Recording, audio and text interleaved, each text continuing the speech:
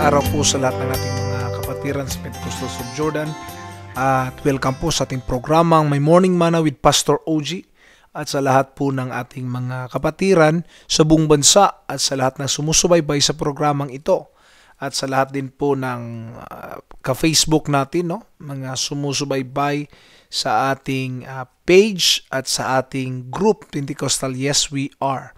Sa araw po na ito ay mag-aaral tayo sa aklat ng Unang Hari, Kapitulo 8, versikulo 1 hanggang 21. Ang matatanda ng Israel at mga puno ng mga angkan ay pinatawag ni Solomon sa Jerusalem upang kunin ang kaban ng tipan sa Sion, ang kuta ni David. Kaya nagpunta kay Solomon ang mga pinuno sa Israel noong kapistahan ng buwan ng Itanim, ikapitong buwan ng taon. Nang naroon na ang lahat, binuhat ng mga saserdote ang kaban ng tipan. Tinulungan sila ng mga Levita sa pagdala ng tolda at mga kagamitang naroroon. Hindi mabilang ang mga baka at tupang inihandog ni Solomon at ng buong Israel sa harap ng kaban ng tipan. Pagkatapos ipinasok ng mga saserdote ang kaban ng tipan sa dakong kabanal-banalan at inilagay sa ilalim ng mga pakpak ng mga kerubin. Nakabuka ang pakpak ng mga kerubin, kaya't nalulukuban ng mga iyon ang kaban ng tipan at mga pasanan nito. Lumpasan sa kaban ang mga dulo ng pasanan, kaya't kitang-kita sa dakong banal. Sa harap ng dakong kabanal-banalan, ngunit hindi nakikita sa labas. Naroon pa ang mga pasanan hanggang sa panahong ito. Walang ibang laman ang kaban kundi ang mga tablang bato na kinasusulatan ng tipan ni Yahweh sa bayang Israel. Ang mga tablang bato ay inilagay roon ni Moises nang sila'y nasa Horeb matapos silang ilabas sa lupain ng Ehipto. Pagkalabas ng mga saserdote, ang templo'y napuno ng ulap. Ano pat hindi sila makapagpatuloy sa gawain sa loob. Ang templo'y napuno ng kagila-gilalas na kaniningan ni Yahweh. Kaya nga't sinabi ni Solomon, O Yahweh, kayo ang naglagay ng araw sa langit, ngunit minabuti ninyong manirahan sa makapal na ulap. Ipinagtayo ko kayo ng isang magarang templo, isang bahay na titirhan ninyo habang panahon. Pagkatapos humarap si Solomon sa buong bayan at sila'y binasbasan. Wika niya, purihin si Yahweh, ang Diyos ng Israel. Tinupad niya ang kanyang pangako kay David na aking ama. Sinabi niya noon, mula pananghang anguin ko sa Ehipto ang aking bayang Israel hanggang ngayon, hindi ako pumili ng alinmang lungsod na 12 lipi upang ipagtayo ako ng templo sa pamagitan ng sa aking pangalan. Ngunit hinirang ko si David upang mamuno sa aking bayan. Binalak ng aking ama na ipagtayo ng templo si Yahweh, ang Diyos ng Israel. Ngunit sinabi sa kanya ni Yahweh, maganda ang balak mong magtayo ng templo para sa akin, subalit hindi ikaw ang magtatayo niyon. Ang iyong magiging anak ang siyang magtatayo ng templo sa rarangal ng aking pangalan. Natupad ngayon ang pangako ni Yahweh. Humalili ako sa aking amang si David at naluklok sa trono ng Israel gaya ng ipinako niya.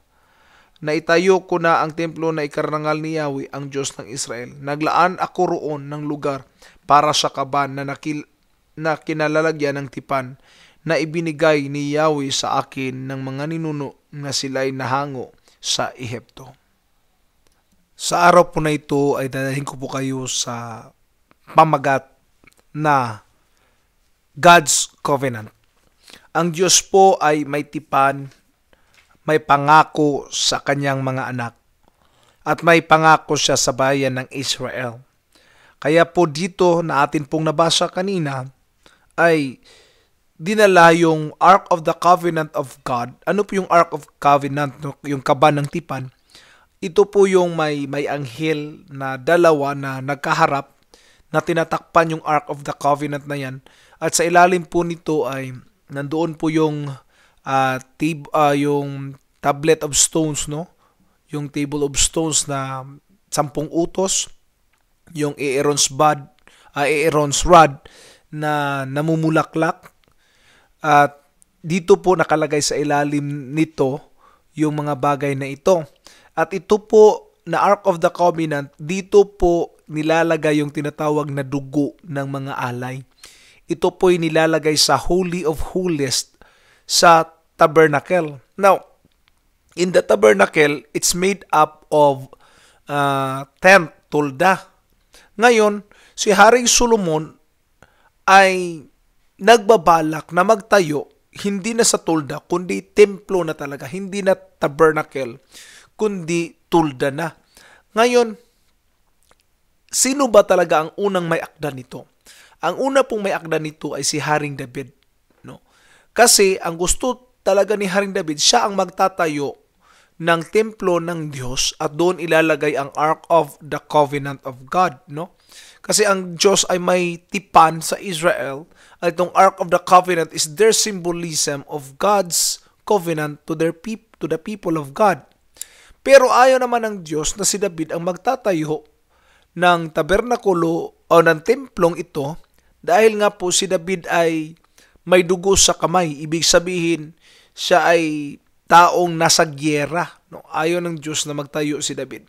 Kaya po, sinabi ng Panginoon na mula sa mga anak mo ang magtatayo ng aking templo. At ito nga po, si Haring Solomon, ang sumunod na hari kay David, ay nagtayo nga po ng templong ito. Tingnan niyo po ang attitude ni Solomon when he started or nagkaroon ng inauguration sa pagbubukas po ng templo ng Diyos. Makikita niyo po ang pagpupuri ni Solomon. Solomon understand that the Ark of the Covenant is not just an ark. It's not just an ordinary item. It's not just a traditional tool or item or instrument for worship, but it's God's covenant mismo talaga. Ito yung covenant mismo ng Panginoon, yung pakikipagtipan ng Diyos sa kanyang bayan. Dahil dito po sa Ark of the Covenant, dito po natin makikita na kung ang pag-aalay ay tatanggapin ba o hindi. Doon natin makikita sa Ark of the Covenant. Pag inilagay ang dugo sa Ark of the Covenant at hindi ito umuusok, ang mangyayari po ay hindi po natanggap ang panalangin. Pero kung ito po'y umuusok, pataas, pumailan lang sa taas, ibig sabihin, tinanggap po yung alay at yung kasalanan ng taong nag-alay noon ay napapatawad na o ang kasalanan ng bayan ng Israel. That's what God's covenant, Ark of the Covenant is. Ngayon po, ganun din po ang ang covenant ng Diyos sa atin, no? May mga panahon na mag-iisip tayo, may pakikipagtipan ba ang Diyos sa akin? Yes. The moment you are baptized in the name of Jesus, God has a covenant on you. You become the children of God. You become the new Israel. And God's covenant is on you. At ang maganda pong maging attitude ng taong nasa isang pakikipagtipan sa Diyos is ating panghahawakan ang pakikipagtipan na ito. Huwag tayong maging adulteros, no, against sa Panginoon. Ano pong ibig sabihin ng adulteros o adulterer? Ang ibig pong sabihin ay nagsisimba tayo ng ibang Diyos higit sa ating Diyos na tagapaglikha. Kung tayo nagsisimba ng higit sa isang Diyos, no, ibig sabihin hindi na ang Panginoong Hesus o ang Diyos natin pinaglilingkuran ang ating sinasamba bagkus iba na. It means only, mga kapatid, na meron na tayong ibang Diyos. Halimbawa, mas mahal natin ang pera kaysa Diyos. Ibig sabihin, ang pera naging Diyos natin. No? At ang pagkikipagtipan natin sa Diyos, ang may problema tayo na. God makes a covenant with us. God makes a promise for us. Sinabi niya sa kanyang mga pangako, sa salita niya, na tayo ay makakatanggap ng mana mula sa kanya. Ano po yung mana na sinasabi ko? Ang mana po na ibig ko pong iparating ay ganito. Yung langit po na hinanda niya, yung kapatawaran ng ating kasalanan at mga bagay na ito. At marami pa pong mga bagay ang napapaloob sa pakikipagtipan na ito. Kaya po, ang challenge ko po sa inyo, always take care of God's covenant at huwag natin basta sayangin lang ang mga bagay na pinagkaloob sa atin ng Panginoon. Muli po, ito si OG Solitario na muling magpapaalala sa inyo na sa araw-araw nating pamumuhay, kailangan natin ang tinapay ng buhay. Digest your morning manna today. God bless po at magandang araw at masayang pakikinig sa ating programa sa araw na ito. Maraming salamat.